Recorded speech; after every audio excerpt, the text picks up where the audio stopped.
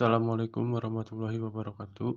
Perkenalkan, nama saya Muhammad Ridwan Suryana, NPM 72 20 12 12 08. Di sini saya akan mereview pertemuan ke-11 materi hukum pidana,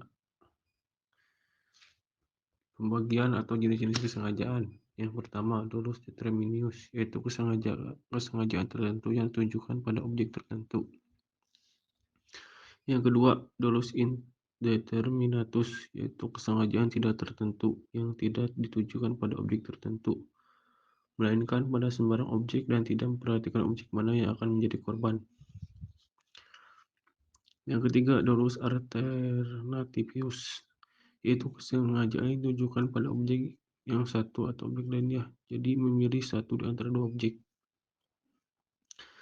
Yang keempat, dolus generalis, yaitu kesengajaan yang ditujukan pada umum.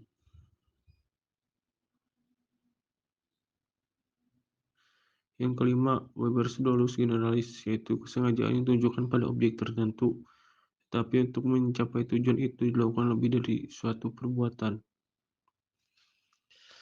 Yang keenam, dolus indirectus atau errorhaftung, yaitu kesengajaan terhadap suatu perbuatan yang menimbulkan suatu akibat tertentu yang sebenarnya bukan kehendak atau tujuan pelaku.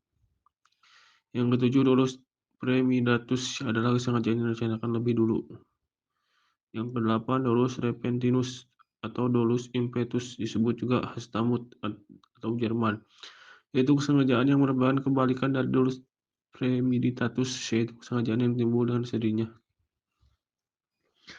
Kekeliruan atau kesesatan atau salah kira, doing ignorance mistake, disebut juga tidak sengaja, dan keadaan batin seperti ini dinamakan kesesatan, kekeliruan, atau salah kira.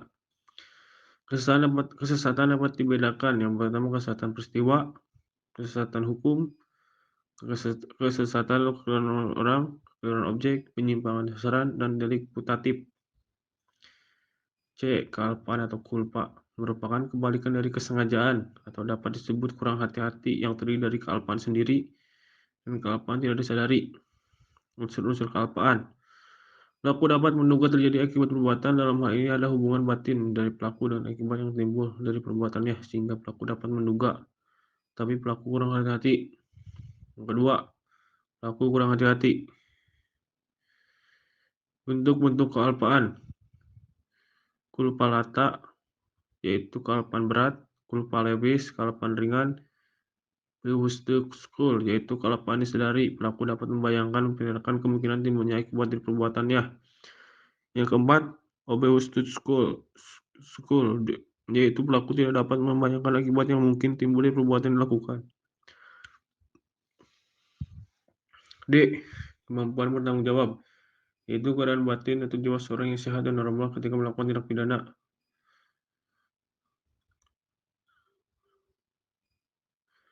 Cara menentukan kemampuan bertanggung jawab, yaitu sistem deskriptif menyatakan, sistem normatif menilai, sistem deskriptif normatif yaitu gabungan dari 1 dan 2. KUHP Indonesia mengenal sistem yang ketiga, yaitu deskriptif dan normatif, dengan alasan deskriptif artinya keadaan jiwa pelaku digambarkan oleh psikiater, dan normatif adalah hakimlah yang menilai menyimpulkan perbuatan tersebut mampu atau tidak mampu yang disadasarkan pada hasil pemeriksaan di pengadilan. Tidak mampu bertanggung jawab untuk sebagai, yaitu suatu keadaan tertentu dari pelaku yang disebabkan keadaan jiwa, sehingga untuk sebagian dinyatakan tidak mampu bertanggung jawab. Yang pertama, kleptomani, yaitu penyakit jiwa yang berupa dorongan kuat untuk mengambil barang, benda milik orang lain, tapi pelaku sendiri tidak menyadari bahwa perbuatan terlarang atau melanggar hukum. Yang kedua, piromani, yaitu penyakit jiwa yang berurusan untuk melakukan pembakaran tanpa alasan. Yang ketiga, klaustrofobia, yaitu penyakit jiwa yang merupakan ketakutan untuk berada di ruang yang sempit.